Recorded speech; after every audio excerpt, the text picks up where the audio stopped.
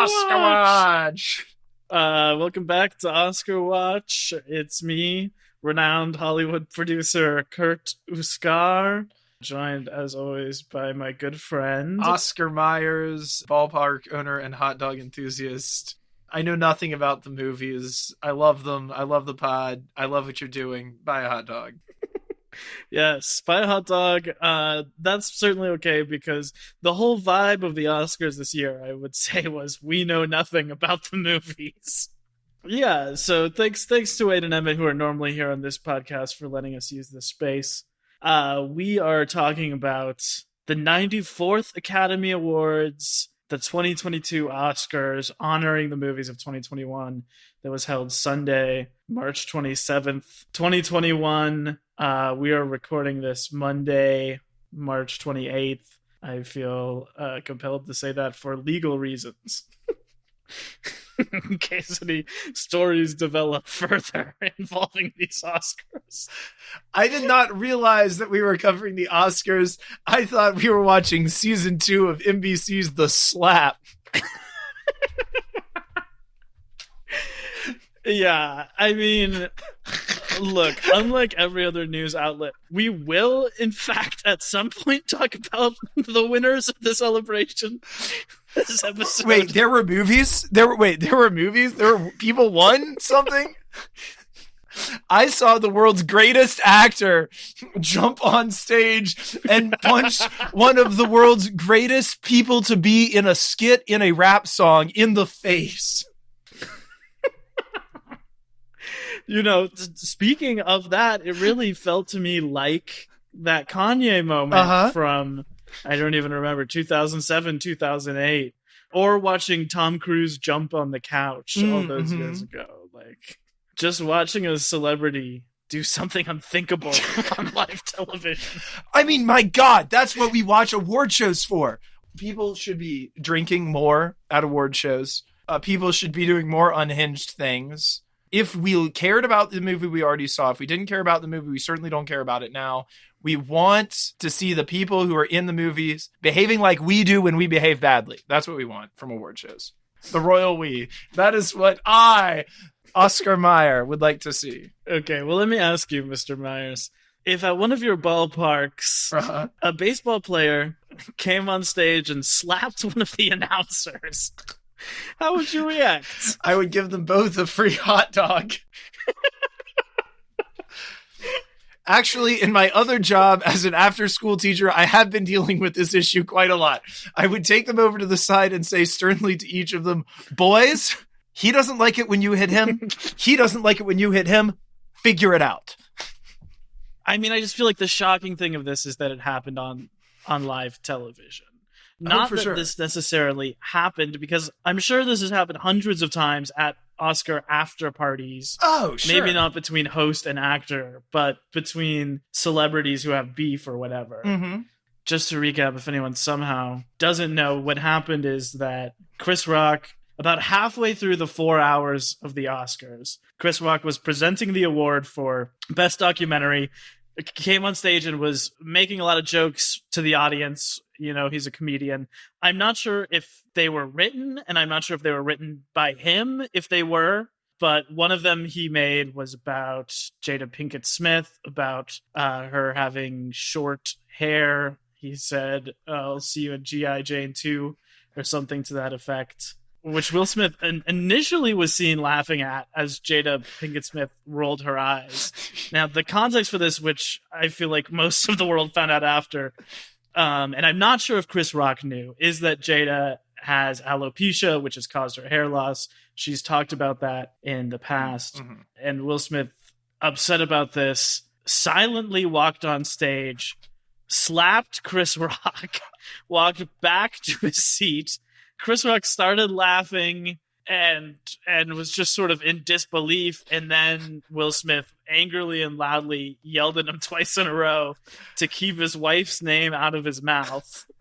Chris Rock, who really came out of it looking like a consummate professional, like, for real, sort of collected himself and then continued to present the award for Best Documentary.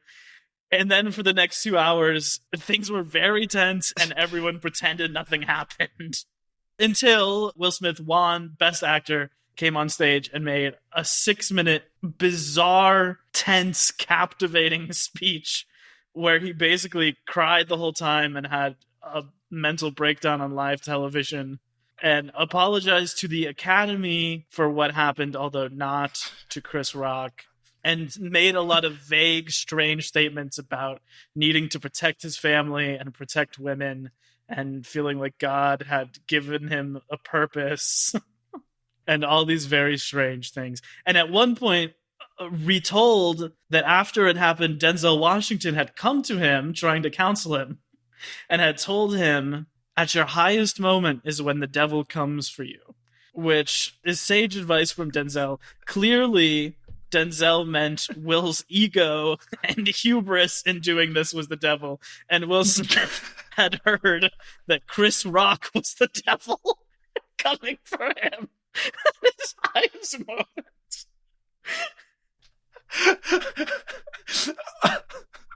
Anyway, no pun intended. Oscar, how does all of this strike you? Incredible. Just incredible. I think the Oscar was well deserved for the slap alone, which was a meaty one. It really was. I mean, it was hard to tell if it was a punch or a slap. Yeah, you can tell on the video because you see his open hand as it crosses and goes past. But it sounds, and the look, like the reaction from Chris Rock, it looks like it could have been just a full on straight right to the nose. I mean, he did him one. That was it was exhilarating. And also, it's hilarious watching it now. I mean, obviously, that's what we think is the most exciting and fun thing to talk about. But it's also hilarious how, like, the New York Times is far more interested in this slap, like, maybe getting the Oscars finally some ratings again. The other headline underneath the Oscar slap headline is 94th Oscar beats previous year's worst ever ratings of all time score. So that's good. So they're up from last year. They used to call that a pop, but I think they're going to call it a slap now. Yeah, it's very funny that the Oscars bent over backwards and twisted themselves into pieces trying to make more exciting, memeable moments this year. Uh-huh. And then what ended up being the only thing anyone talked about is like something they did not plan and probably would prefer to not have happened. Yeah, and would really rather if everybody just shut up about it. There was an incredible piece in the article I read about Chris Rock not pressing charges. The press release from the LAPD. Where the LAPD says, we were alerted to an incident between two adult men that occurred during the Academy Awards. Yeah, the entire world was alerted to it at the same exact time. The historical genius work of the LAPD. Yeah, that was a real hot tip they got on that one. I watched the whole thing live. It was the first time I had watched them live since I was a kid. And what a one to pick. Like, when it happened, it was just very confusing. Because in America, the audio just all went blank. So we couldn't hear what was going on. We could just see it. And from the angle we saw at first, it kind of looked like it might have been a stage slap, you know? It was, for some reason, filmed at the exact angle where it would look perfect as a stage slap, as opposed to any other angle where you could tell it was real. Right. And so we were all just like, wait, what is happening? Because I think maybe even once before in this ceremony, someone had cursed and then the audio had cut out. So we were just like, is this a bit that involved swearing, so they cut? Or did something actually happen? And as we said, the fact that no one would acknowledge it. And they just tried to, like, keep going. And it was so tense. And it kind of just felt like the next 2 hours, like, the awards didn't really happen. Even though there were some good ones and some bad ones there. It was just, like, the shadow over the whole night. Yeah. I feel like it kind of goes without saying that I think that this is a bad look for Will Smith. Yeah. Just, like, hitting someone else on stage. And I'm pretty shocked that there are a lot of people who are coming up with the takes of, like, no, you need to defend your woman or whatever. Yeah. If he had yelled from his seat, we'd maybe be having a different conversation. But I just feel like hitting anyone, especially a presenter reading a joke on a live award show public event, you should never hit anyone, you know? Yeah, I feel like if he shouted first, I would feel a little bit differently about it, maybe. But yeah, it is pretty bad. Not great to do. But I do feel worse for Will Smith, to BH. Here, because Chris Rock got punched and then got to make a great joke out of it, and that hurts. He'll probably, he'll have a bruise, but he'll be fine. I feel like this was a moment of poor judgment and like a moment of weakness, like what Denzel Washington said about it being like at his highest moment too. That I think that's really sad and unfortunate, and I feel bad for whatever like made him feel like that was what he had to do. I don't know why he would feel that way, but I feel like I do think it's too bad that he did feel that way. And I also think he shouldn't hit people and that there's no excuse for it, but I still, you know what I mean? Yeah, no, absolutely. And he's a guy who I have always really liked, and going into the ceremony was kind of pretty excited about him winning. I had watched half of King Richard leading up, and I was like, oh, I'll just finish it after the ceremony. Not realizing that anything could fundamentally change my desire to see the rest of the film. Yeah. But I thought he was pretty good in it. And then after this, now I'm just sort of like looking back at other weird moments on the press tour, or reports that he's hard to work with, or like when Jaden tried to emancipate himself from his family. Everyone at the time was just like, oh, Jaden's so weird. It's so funny. And I'm kind of like, oh, did he have a reason to not want to be around his dad? You know? Like the Kanye thing or the Tom Cruise thing. Like, we don't know what Will Smith's future will be, but this is absolutely the moment where we're going to look at him a little bit differently after. Yeah, for sure. All that being said, shall we talk about these movies, which I know nothing about? Yes, I will just say my little piece about the ceremony themselves, and then we'll talk about it. Oh, yeah. This won't take long. Before the slap, it was an entertaining Oscar, don't get me wrong, but it was such a sloppy, weird, stitched-together night. They had done, I think, 8 of the awards, maybe more, that weren't live before the ceremony even started. And then they were like snipping those up and putting them where you could see like little 30-second clips of them into the ceremony. That's very strange. They had this whole awkward thing where they had let Twitter vote for their favorite movies and favorite movie moments, which of course went to the Zack Snyder movies. Oh, weird. Then there was this awkward moment, 2 awkward moments where we watched like a 3-minute clip of Zack Snyder's Justice League and later of Army of the Dead at the Oscars. Army of the Dead, one of his? Yeah, that was his Netflix movie from last year. And on top of it all, they put so much time into these like anniversary celebrations for movies where they basically just showed clip shows of other movies or like brought out the stars. Like they did one for The Godfather. They did one for James Bond. They did one for White Men Can't Jump. And to top it all off, it ended with like this huge 10-minute segment about the 28th anniversary of Pulp Fiction.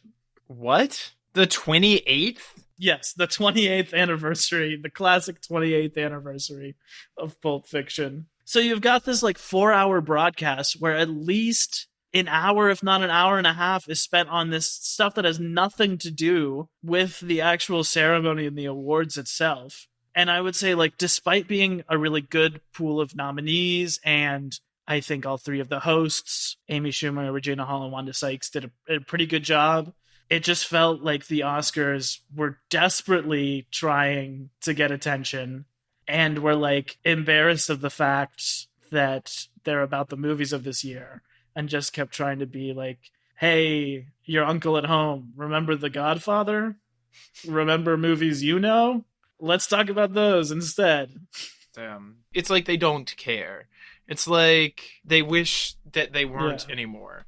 Maybe the Oscars have finally gotten around to where I'm at on this, which is knowledge that they should not be. Another thing I've seen people talk about a lot is like how the death of the Oscars and the death of the movies are so far different, and why would any journalist worth their salt ever even say them in the same breath, which I think is important to note. We are not of those horrible, horrible types. Movies are still alive and well. Yeah. Of all kinds. I think really of all kinds. Yeah. And it's all certainly not, maybe not the best representation across the Oscars, but if you go and look at what came out in the last year, still plenty of stuff to be excited about.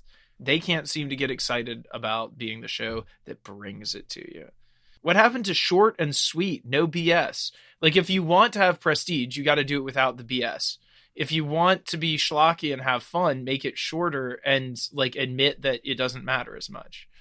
They're at an awkward phase. Last year's, directed by Steven Soderbergh, was like the no BS sort of version of it, where it was like everyone sitting around in tables in a well-lit subway station, and they just sort of like did the thing, and no one got punched, and they didn't do big joke segments. It was much more like streamlined. And then that was like the lowest year for ratings ever. So that's why we got this weird bonanza this year. Damn. Okay. Well, we are going to do the thing that no other podcast is willing to do. We're going to talk about the awards. We're going to talk about the awards. So go back and listen to our nominations episode where we talked a lot about what was nominated, how we felt about those, the things that were snubbed especially. That's all there on Wax. Here we're going to talk through 12 categories about our predictions for who would win and who actually won. Oscar, do you want to kick this off? Yes. So in the first category, we have animated feature film. Nominated was Encanto, Flea, Luca, The Mitchells vs. the Machines, and Raya and the Last Dragon. I believe that both Kurt and I guessed that would be Encanto. The winner was, in fact, Encanto. And I have seen both Encanto and Mitchells vs. the Machines. Both a lot of fun. I would have given it to Mitchell's personal preference, but I feel like makes sense. It's a huge movie. That song apparently killed it with kids. The We Don't Talk About Bruno became the #1 song in the world somehow. Good for them. Yeah, it was not even the song they nominated from the movie. Really? And yet they still did it on the Oscars. Any other thoughts on the ones that didn't win? Look, this is, I would actually say, a really great year for animated film. These are all films with a lot of merit. But The Mitchells vs. the Machines was one of my favorite movies of any medium last year. So I was sad to see it lose, especially since I think it won at almost every other similar like Critics Circle, BAFTA sort of deal, but couldn't pull it away here. Okay, next we have Best Documentary Feature. The nominees were Ascension, Attica, Flea, Summer of Soul, or When the Revolution Could Not Be Televised, and Writing with Fire. Oscar predicted Summer of Soul. I predicted Flea, and the winner was indeed Summer of Soul. Sweet. Now I get to go watch it because I predicted it and it won. I still have not seen any of these. Don't hate me. I just like fiction a lot. Summer of Soul, I just want to say, is a really great crowd-pleasing movie. I think it's on Hulu and Disney Plus now. Seriously, a movie anyone can enjoy. We talked about it on our best of the year. Part concert film with some of the best musicians ever, and part really fascinating documentary. And a movie that is like heartwarming and appropriate for everyone. And maybe the winning film on this whole list that I would most recommend, like regardless of preference to anyone. Just a really delightful film. Next up, we've got international feature film. We had Drive My Car from Japan, Flea from Denmark, The Hand of God from Italy, Lunana, A Yak in the Classroom from Bhutan, and The Worst Person in the World from Norway. I predicted The Yak in the Classroom. Kurt predicted Drive My Car. Kurt was correct. It was Drive My Car. Drive My Car rocks. It's an awesome movie. And if anyone is turned off by the 3-hour running time, I would say it's the exact same runtime as The Batman, and indeed an hour shorter than The Oscars. So if you watched either of those, I'm looking at you through the internet and saying, go take Drive My Car for a whirl. You won't be disappointed. Next up, we've got Music Original Score. The nominees were Nicholas Britell for Don't Look Up, Hans Zimmer for Dune, Jermaine Franco for Encanto, Alberto Iglesias for Parallel Mothers, and Johnny Greenwood for The Power of the Dog.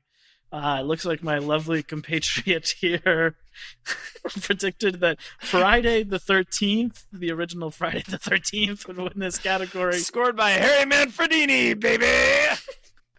I predicted Dune, and indeed, Dune took it.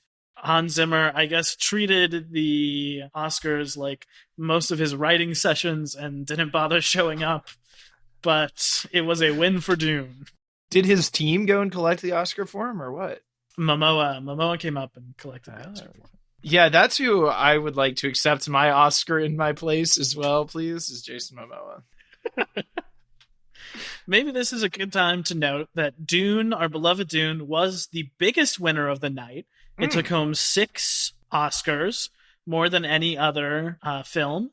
It was nominated 10 times, 8 of which were for craft categories, things like cinematography, score, costume design, production design, and it took home 6 out of those 8 awards. So, wow.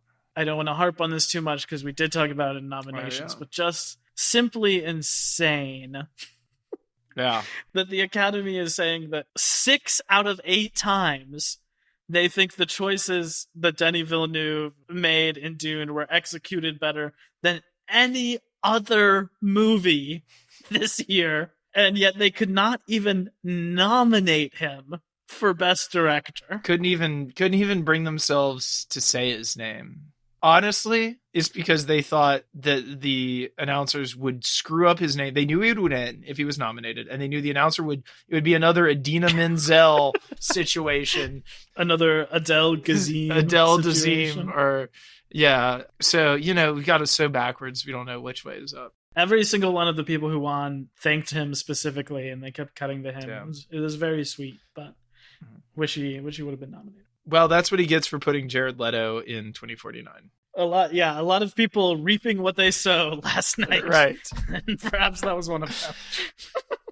So, for actor in a supporting role, we had Ciarán Hinds for Belfast, Troy Kotsur for Coda, Jesse Plemons for The Power of the Dog, J.K. Simmons for Being the Ricardos, and Cody Smith-McPhee also for The Power of the Dog.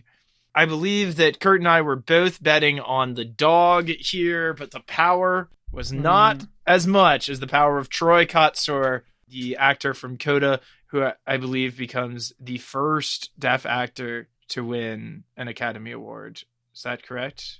The first actor in the Oscars definition. His co-star in the movie had won Best Supporting Actress a few years ago.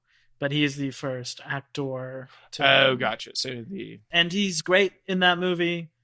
He's definitely the best part of it, and it was a really lovely speech. Yoo Jung-yoon, who won Best Supporting last year, presented him, and it was very tender and like one of the best parts of the whole ceremony. So, okay, actress in a supporting role. The nominees were Jessie Buckley for The Lost Daughter, Ariana DeBose for West Side Story, Judi Dench for Belfast, Kirsten Dunst for The Power of the Dog, and Anjanou Ellis for King Richard. Oscar predicted Kirsten Dunst. Well, I predicted Ariana DeBose, who did indeed take it, winning for her role as Anita in West Side Story that Rita Moreno won the same award for some 60 years ago. Whoa. Now we've got writing.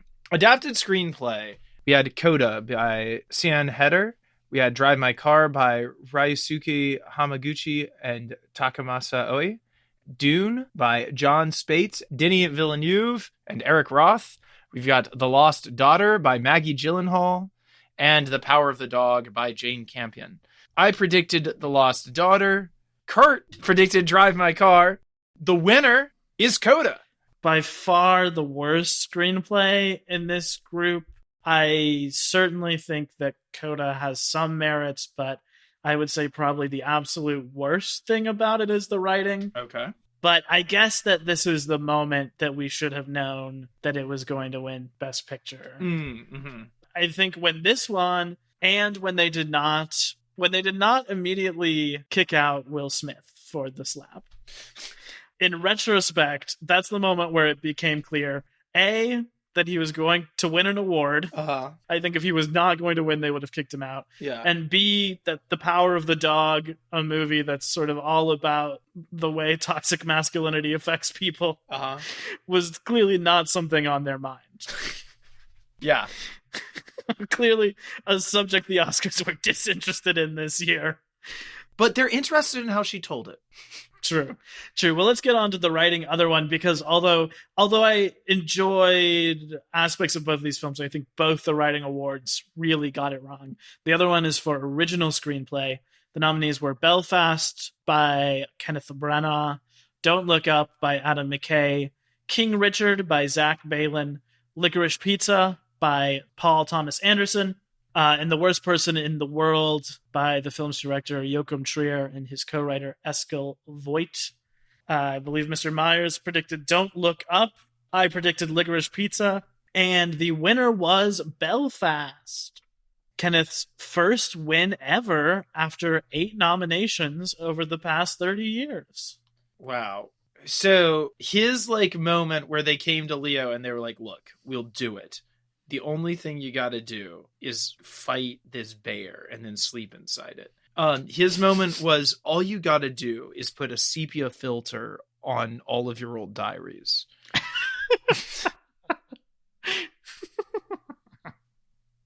I'm not necessarily angry about this because I love Kenneth Branagh. And he looked like he was having so much fun. Looked just like a delightful person to be around last night. I'm glad that he has an Oscar. Belfast is the first script he's written in 15 years. He used to basically always write his scripts, and for the last section of his career, he really hasn't. So the fact that it's, a little tropey, a little shaky at times is not surprising to me, but I hope he takes this energy and does something really cool with it from here. It's interesting Macbeth isn't on here as an adapted screenplay anywhere. Very interesting. Although pretty much unabridged. Very close to unabridged. It's very close to unabridged, but it's still he still did so much visual work that had to have been written into the script and written into his vision. His adaptation. I don't know. Maybe it is more of a directing adaptation. I guess there's a quibble there. But I think Dune is the best adaptation. And I think that just because they condense such crazy amounts of information into such visually stunning, pretty streamlined, normal filmmaking storytelling. I think adapted, I would probably either give to Dune for the reasons you said, or to Drive My Car, which is taking a kind of problematic short story and mining it for everything rich in it and then just expanding it to be its own thing. That's probably where I would have gone. I love the work they do in Dune, although I'm not sure they maybe picked the best spot to cut it, which is the only thing that I would hold against it. Sad to not see The Worst Person in the World get anything, but I would really recommend that movie to any adults that like rom-coms. I would say very similar in tone to a Lady Bird type of deal for being in your late 20s and 30s. Cool. Next up, we've got actor in a leading role. The nominees were Javier Bardem for Being the Ricardos, Benedict Cumberbatch for The Power of the Dog, Andrew Garfield for Tick, Tick, Boom, Will Smith for King Richard, and Denzel Washington for The Tragedy of Macbeth. I predicted Benedict Cumberbatch for Power of the Dog. Kurt predicted Will Smith and was, in fact, bang on, as they say. It was, in fact, Mr. Smith as King Richard with the slap in the presenting room. Yeah. What are your thoughts on this? Slap aside. I don't have much to say about it, and I feel like it is hard to separate it from the slap. I'm sad to see him finally get his Oscar in this sort of way. I think he should have gotten one back in the day for Pursuit of Happiness. Maybe not for Ali, his first nomination, but I don't think this performance is better or makes better use of his innate talent than Pursuit of Happiness, but I do think it is a very watchable movie, and I think he gives a strong performance in it. Andrew Garfield would have been my pick And both Andrew Garfield and Benedict Cumberbatch looked like they were having a lot of fun, looked great last night, gave some of the best sort of reaction shots to everything going on. So their presence was very much felt, I would say. Actress in a leading role, we have Jessica Chastain for The Eyes of Tammy Faye, Olivia Colman for The Lost Daughter, Penelope Cruz for Parallel Mothers, Nicole Kidman for Paddington, being the Ricardos, and Kristen Stewart for Spencer. I predicted it would go to Nicole Kidman, and Oscar predicted and was correct that it went to Jessica Chastain for Those Old Eyes of Tammy Faye. And let me tell you, I watched this movie. I'm so excited. This is one of the few that I hadn't seen before we recorded the pre-episode, and then I watched in between. And it was good. And Andrew Garfield is really good in this too. He is so strange and so funny in this. She's really good. Okay, I thought this movie was great and I loved it. It did not necessarily speak like Oscar level performance to me. But then I do think it's that thing that you talk about where it's like, oh, they could compare it directly. And maybe she is just as over the top as she is. And what I liked about this movie is it was a movie with style. It was a movie where they were like, this is about an over-the-top world, and so this movie will be over-the-top, and these characters are going to be played. Maybe they're over-the-top, maybe they are how those people actually were, but it is all just, like, so big and so exciting, and so I think she's doing great work in it. I think everyone in it is good, but especially her and Andrew Garfield are giving some really good, and towards the end, they're very touching performances as well. And she gave one of the best speeches of the night, too. I loved her speech. Something I want to point out that totally passed me by when we did our nominations episode, I was reading about in the excellent book, Women vs. Hollywood by Helen O'Hara, is that the nominees for lead actress are statistically much less likely to have their movies nominated for Best Picture. And that is the case here. None of these 5 movies were nominated for Best Picture. That all had, according to the Academy, the best lead actresses in them. And apparently this is a historically true of this category in particular. Even supporting actress tends to be from movies that are more likely to be nominated for Best Picture, along with both of the acting. You know, it suggests the Academy as a whole is less interested in films that center women as their protagonists than they are in films that center men as the protagonists. Since, all 5 of these movies are about female protagonists, and none of them made the 10 nominees for Best Picture. Thank you for drawing my attention that way. Yet another mark against the Academy. Will it ever cease? Probably not. A slap in the face to women everywhere. And to Chris Rock right there. I wonder how much mileage we can get out of that. Probably a lot. All right. Directing. Belfast by Kenneth Branagh, Drive My Car by Ryusuke Hamaguchi, Licorice Pizza by Paul Thomas Anderson, The Power of the Dog by Jane Campion, and West Side Story by Steven Spielberg. And one would wonder where a certain friend of ours is. Thought I was going to include him on this list, but I see he is absent. All right. I had predicted Kenneth Branagh for this in the past. My lovely compatriot, Kurt Ascar, thought that the winner would be who it was, Jane Campion, for Power of the Dog, making her the 3rd woman to ever win Best Director, and the 2nd in a row to win. So good for her, for sure. That's amazing. I'm very excited to see this movie. Less good for the Academy. Are you trying to sneak us in just because you got 2 in a row? You're going to make us think that the past 93 don't count or something. Yes, and I believe that she is the first female director to ever be nominated twice. Ooh. I believe. For this and for, wait, don't tell me, Possession in 1998. Not quite. Wait. Not quite. No? For the piano. Oh, wait. Okay, yeah, she's the piano. Someone else's Possession. In 1993. Sam Neill is in The Piano and Jurassic Park and Possession. Oh, gotcha. That's what the you're time. thinking of. Gotcha. Look, she's a great director, and this is, I think, as much a career award as an award for her really excellent work here. And, She sort of found this pretty obscure novel and wrote this take on it and brought it to the screen. So, I love Steven Spielberg's work in West Side Story, but no qualms at all with Jane winning. Worth noting that this was the most nominated film, 12 nominations. And as we said last time, that always goes one of two ways. Either you sweep the board or you get one thing. And this movie only got Best Directing. Wow. Nothing else.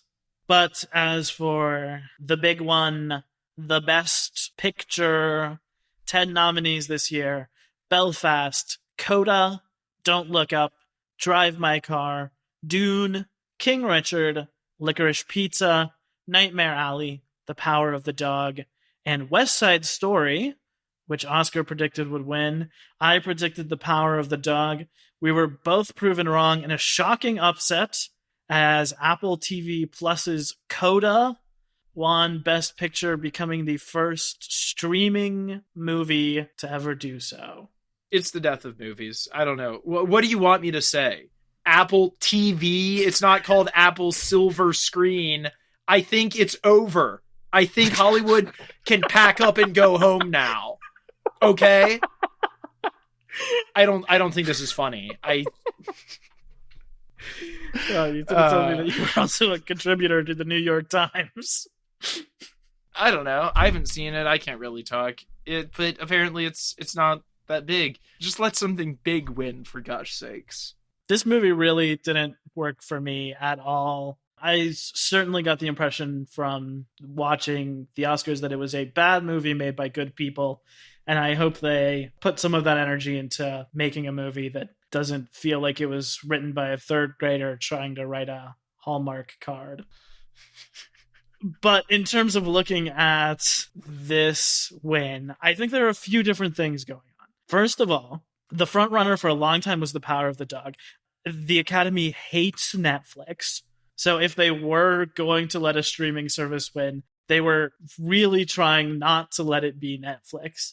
Netflix had also, I think, sort of been over-promoting Power of the Dog, acting as though it had already won, Yeah. To where there were so many billboards and it was on everyone's feed. And here in New York at the Paris, the Netflix theater, It seems like every week they had Jane Campion there doing talkbacks and all of this promotional stuff. So they were really trying to... I think that's one thing. The second thing I think is that Best Picture is the only category that is ranked. Part of what happened here is maybe a lot of people voted first place for Power of the Dog, voted first place for West Side Story, maybe some first place for Licorice Pizza. Mm-hmm. But then a crowd-pleasing movie that's more likely to be everyone's second, third, or fourth pick rather than a specific group first pick is what takes it in the end, which is what I think you see here. Don't you feel like we could figure out a better way to rank movies than we pick politicians? Like, my God. And I think the last thing, look, this is what I want to say, and I will say one brief good thing about the Oscars, which is that their moment of reckoning came much earlier than the rest of Hollywood and all these other award shows like the Grammys or the Golden Globes. It came in 2016 when they had their Oscars So White movement. Mm-hmm. And after that, they very radically expanded their membership base. I think I read that it went something from 300 to 900 people in the course of a year. They dramatically increased its voting base. And when we're talking about Best Picture wins, we've really got to look from then forward. Okay. With this current group of voters, these are the movies they've picked for Best Picture: Moonlight, The Shape of Water, Green Book, Parasite, Nomadland, and Coda. There is no through line, is there? What's the through line? I think the only through line is that they're not all dramas. None of them are like the prestige-y, Oscar-y, straightforward, dark, challenging drama. Right. Yeah, that's true. Some of them are kind of like lighter, more trite crowd pleasers like Green Book or Coda. Some of them are really weird, like Shape of Water or Parasite. Right. But in general, like whatever you think of as being the big Oscar drama, you got to see it, and it's going to depress you, and you're going to weep, and you're going to be moved and wowed by the power. Your power of the dog. Oh, interesting. Those are not winning the Oscar anymore. Huh. So Oscar movies are no longer Oscar movies. What is the world coming to? It's the end of Oscar movies. And is that an end to be dreaded or an end to be rejoiced? I don't even know anymore. I hate change. I don't know. I don't even know if I do. I'm channeling one of our old roommates right now. Well, that's it. That's it, folks. I believe the final score here is Oscar Myers with 3 out of 12, and myself, Curtis Scar, batting 50% of the time with a 6 out of 12. Damn. Winning this year, but not with impressive numbers exactly. Any final thoughts here before we disappear for a year until next award season? I guess I can't tell people that things slap anymore. Has cancel culture gone too far? We can't even slap grown men on stage for making jokes anymore? Yeah, really. Where will it end? Like, I just want to shout out, I think we already talked about it on the podcast, but a dear Ocracoke friend, elderly gentleman in the community, passed away this January. And I learned at his service that he was a Letterboxd member with over 12,000 logged movies. So I just want to shout out Bill Jones, rest in peace. You were truly the movie nerd to inspire us all. He kept files before there was a letterbox. He had them all in little file boxes. That reminded me of something that you would do, and it was just very endearing. He will be missed, and just like that sort of, let's take the positive, let's take the celebration out of movies, and go with, that positive thing, the idea that we can all be together experiencing joy and wonder, like really go forward with that. I do think the through line on those movies that you're talking about, that is a cool thing, that if that is where the Oscars are going, then it is about finding that something that's a little new or different. I mean, I don't know what it is with Green Book and Coda, but something, they've got to see something in them. I don't know. No, absolutely. I think even if it's not necessarily our age group who are responding to those movies, they were movies that a lot of people responded to. Mm-hmm. But yeah, I agree with everything you said, especially with Bill Jones, who's such a lovely movie fan. And I hope that next year's ceremony will be a little more for the people who have seen the movies nominated that year, and a little bit less for the people who haven't seen a movie since The Godfather. Yeah, for real. Tell us why we should watch these movies. If you got people watching who haven't seen these movies, show them why they should watch them, and don't massively spoil them, as many of the clips for this year's movies did. They did that too? Yeah, for Drive My Car, I remember in particular, and Olivia Colman's Oscar clip for her role in The Lost Daughter was literally her revealing what happened to the lost daughter. The whole mystery of the movie, they picked the ending scene for it. So don't do that next time, I would say, please. Well, y'all know I'm a movies man. I never watch television, and then that includes the Oscars, the ceremony.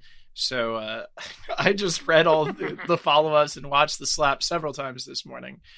Honestly, we should be talking more about the fact that there was a TV show in 2015 on NBC simply called The Slap,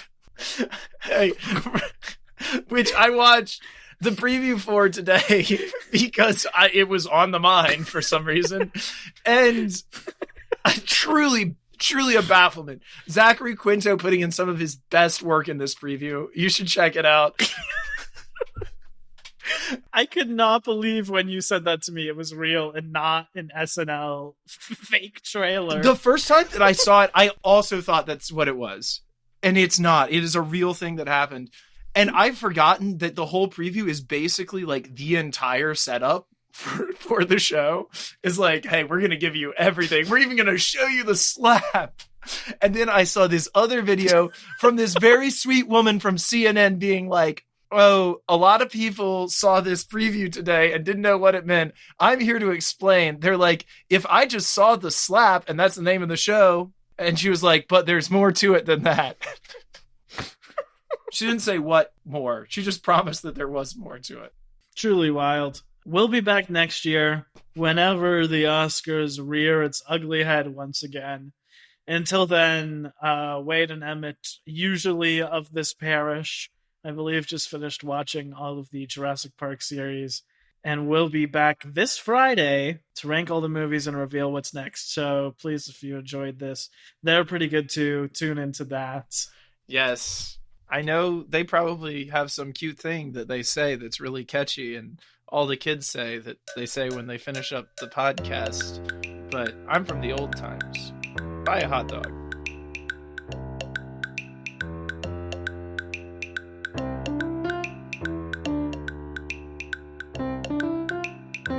Cinema Bums is a production of DKG Podcast. It is created and produced by Emma Temple and me, Wade Lawrence Holloman. I also edit and mix the podcast. Our theme music is by Zane Holloman, who you can find on Bandcamp, and our show art is by Autumn Beckner. Our social media is managed by Laura Bennett. If you like what you hear, please tell all your friends and leave us a 5-star review on Apple Podcasts, the 2 best ways to spread the word about our work. You can also follow us on Instagram @CinemaBums or email us at cinemabumspod@gmail.com. Don't flake on us. We'll be back next week